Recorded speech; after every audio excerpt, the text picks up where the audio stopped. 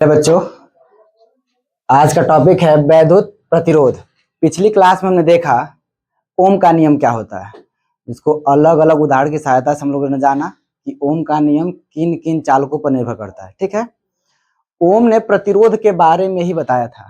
ठीक है, और प्रतिरोध का मात्रक ओम होता है, उनके नाम पर ही प्रतिरोध का मात्रक रखा गया। ठीक है, अब हम वैद्युत प्रतिरोध को समझते हैं क्या है। जैसे सपोज करिए कि आप किसी हाईवे पे जा रहे हैं, ठीक है, और हाईवे पे अचानक से गड्ढा आने लगे या फिर स्पीड ब्रेकर बने होते हैं, एक साथ कई ब्रेकर बनाए गए होते हैं, तो उस जगह पे क्या होगी, अचानक से आपकी गाड़ी क्या करनी पड़ेगी, धीमी करनी पड़ेगी। यानी आपके गाड़ी के रफ्तार में रुकावट आने लगेगा। क्या होने लगेगा, वही रुकावट क्या होता है, वैद्युत। जैसे अब हम यहाँ इसकी परिभाषा लिखते हैं साइंस में, किसी चालक का वह गुण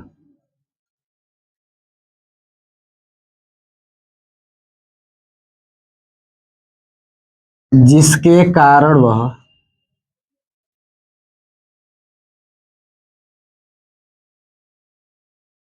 बहने वाली वैद्युत धारा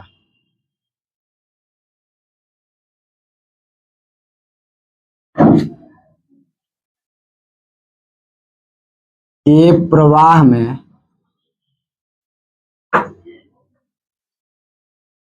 रुकावट पैदा करती है,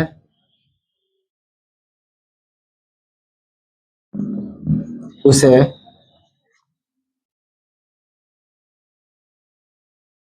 वैद्युत प्रतिरोध कहते हैं। ठीक है, जैसे मैंने अभी आपको एक उदाहरण बताया कि एक सड़क है,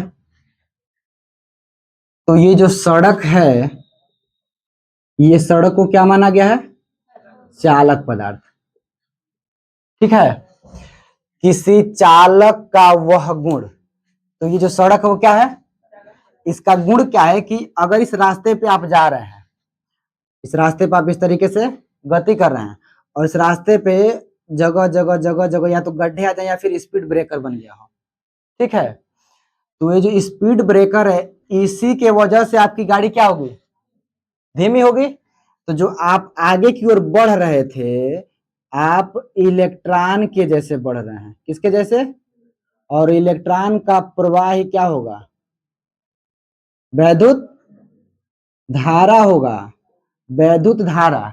और वैद्युत धारा आगे बढ़ रही थी, तो इसके वजह से स्पीड ब्रेकर के वजह से आपकी गाड़ी को क्या होना पड़ा, धीमा। तो यही परिभाषा यहाँ बताएंगे कि किसी चालक का वह गुण जिसके कारण वह बहने वाली वैद्युत धारा के प्रवाह में क्या करती है, रुकावट या उसका विरोध करती है। क्या करती है, उससे ही हम क्या कहते हैं, वैद्युत प्रतिरोध कहते हैं। अर्थात प्रतिरोध बराबर क्या होता है, विभवांतर बटा धारा। प्रतिरोध को हम R से प्रदर्शित करते हैं, विभवांतर को V से और धारा को I से, और यही ओम का नियम भी कहलाता है। अगर हम प्रतिरोध का मात्रक निकालें, प्रतिरोध का मात्रक अर्थात R इक्वल टू V का मतलब विभवांतर, और विभवांतर को V से लिखते हैं, और विभवांतर का मात्रक क्या होता है, वोल्ट। विभवांतर को किस में मेजर करते हैं, वोल्ट में। और धारा को I से लिखते हैं, और धारा को किस में मापते हैं, एम्पियर में मापते हैं। बात समझ में आ गई।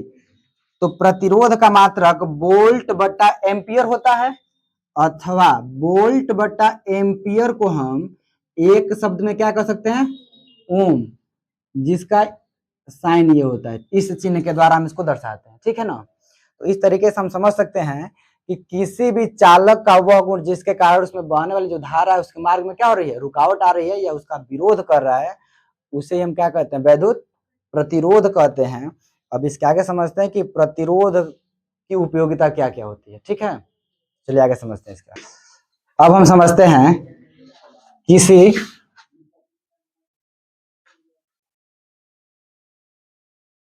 चालक तार के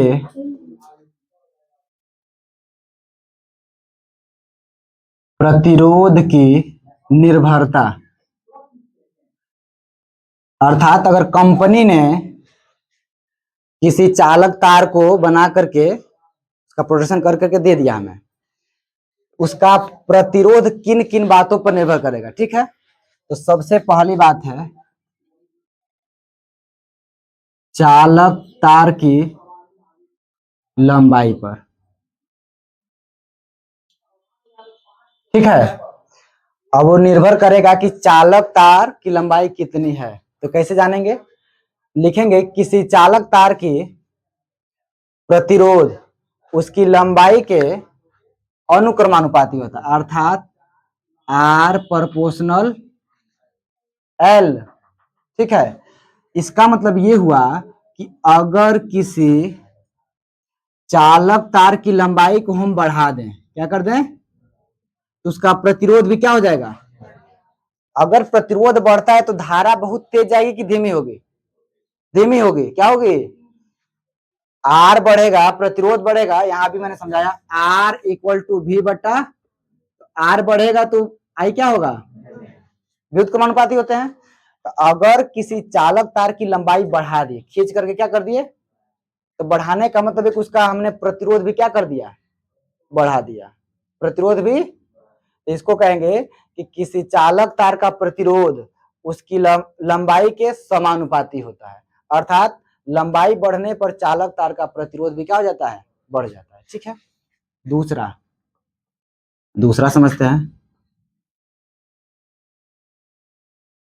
चालक तार की मोटाई पर। तो किसी चालक का प्रतिरोध, किसी चालक का उसकी मोटाई अर्थात क्षेत्रफल के व्युत्क्रमानुपाती होता है, क्या होता है, व्युत्क्रमानुपाती होता है। अर्थात अगर उस चालक तार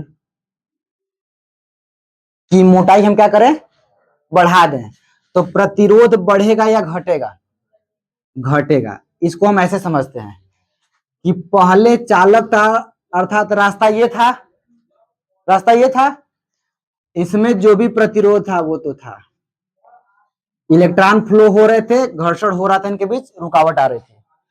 अब इसी चालक तार की मोटाई अर्थात रास्ते को हम चौड़ा कर दें, क्या कर दें। तो अब बताइए कि अगर आप इधर से जा रहे हैं तो क्या भीड़ ज्यादा मिलेगी कि कम मिलेगी।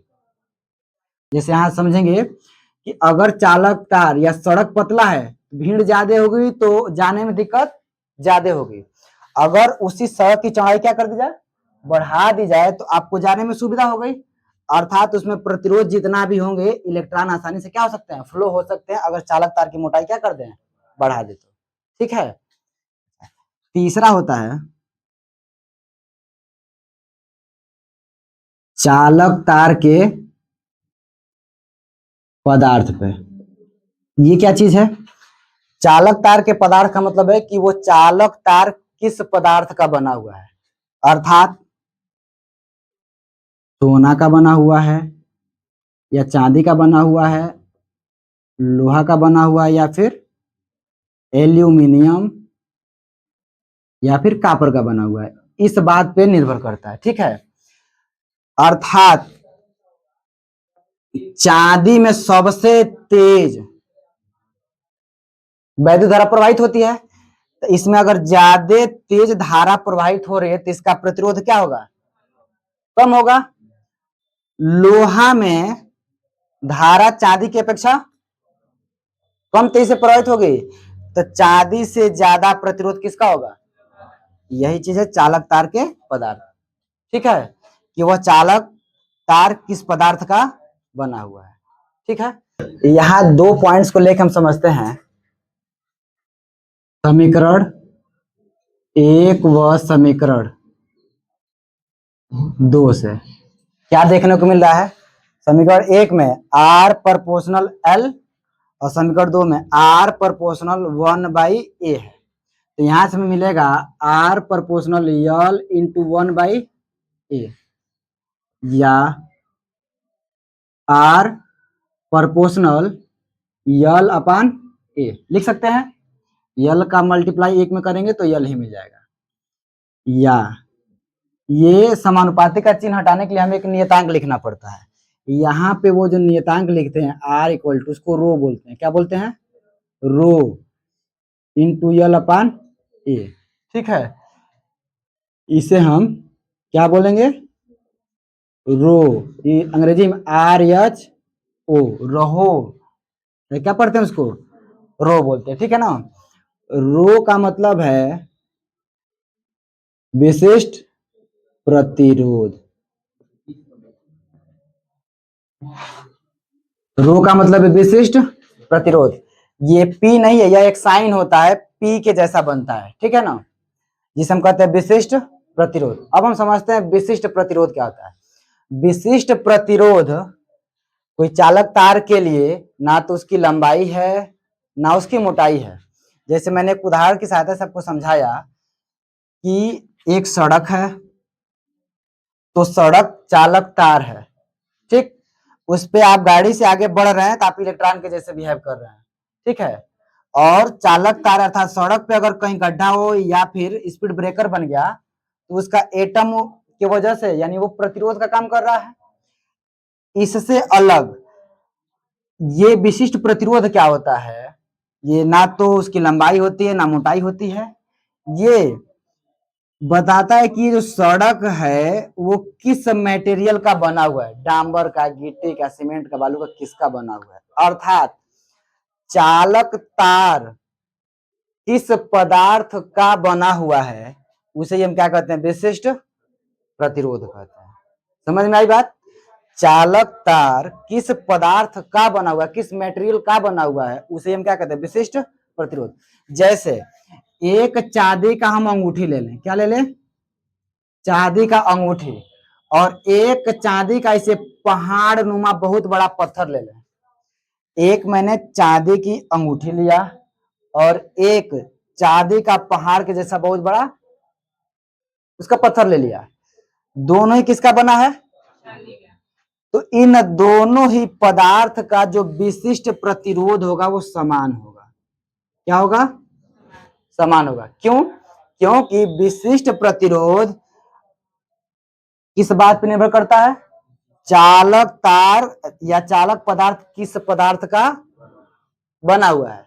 लेकिन केवल प्रतिरोध उसकी लंबाई, उसके क्षेत्रफल पर निर्भर करता है।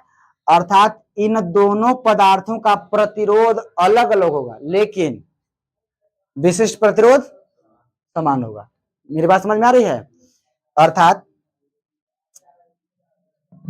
यहां एक चालक तार की लंबाई इतनी है यल, और एक चालक तार की लंबाई हो गई 2 यल। ये भी तार कापर का बना हुआ है और ये भी तार कापर का। यहां लंबाई, इसकी लंबाई क्या है? यल है और इसकी लंबाई 2 यल है। तो इसके संदर्भ में बताइए कि आर दोनों के लिए क्या होगा। आर का मतलब प्रतिरोध। ठीक है, तो लंबाई पे निर्भर कर रहा है, तो दोनों ही तार के लिए प्रतिरोध क्या होगा? अलग अलग होगा। ठीक है, लेकिन अगर हम विशिष्ट प्रतिरोध की बात करें तो क्या बताएंगे? समान होगा। क्यों समान होगा?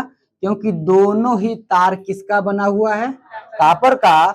और विशिष्ट प्रतिरोध उसकी लंबाई और मोटाई पे निर्भर नहीं करता है, वो इस बात पे निर्भर करता है कि वह किस मटेरियल का बना है। ठीक है, तो इसका भी स्क्रीनशॉट लीजिए। इसके बाद हम बताते हैं कि विशिष्ट प्रतिरोध का मात्रक क्या होता है। अब हम देखते हैं विशिष्ट प्रतिरोध। अभी अभी मैंने इसका एक सूत्र लिखा था, R equal to rho into L upon A. अगर यहां से हम रो का मान निकालें तो कैसे निकलेगा? यहाँ क्या है? आर। ए इसके साथ क्या है? भाग है, इधर भेजे तो गुणा। यल इसके साथ क्या है? इधर भेजेंगे तो इक्वल टू रो। ठीक है, ये विशिष्ट प्रतिरोध का सूत्र हो गया। ठीक है, अब यहां लिखते हैं विशिष्ट प्रतिरोध का मात्रक, rho equal to R into A upon L. इस सूत्र को मैंने यहां लिखा, तो रो इक्वल टू आर का मतलब है प्रतिरोध, और प्रतिरोध का मात्रक होता है ओम, ठीक है। ए का मतलब एरिया अर्थात क्षेत्रफल, और क्षेत्रफल को किस में मापते हैं? मीटर स्क्वायर में। किस में मापते हैं? मीटर स्क्वायर में। और यल का मतलब लंबाई, तो किसी तार की लंबाई किस में मापते हैं? मीटर में, ठीक है। तो इस तरीके से मीटर से 1 मीटर कैंसिल हो गया, रो इक्वल टू यहां बचा क्या? ओम इंटू मीटर, ठीक है। इसका साइन होगा ओम इंटू मीटर, ऐसे लिख देंगे, ठीक है ना। तो इस प्रकार एक विशिष्ट प्रतिरोध का मात्रक निकल के आता है ओम मीटर, ठीक है। तो आज की क्लास में इतना ही, मिलते हैं कल। Thank you.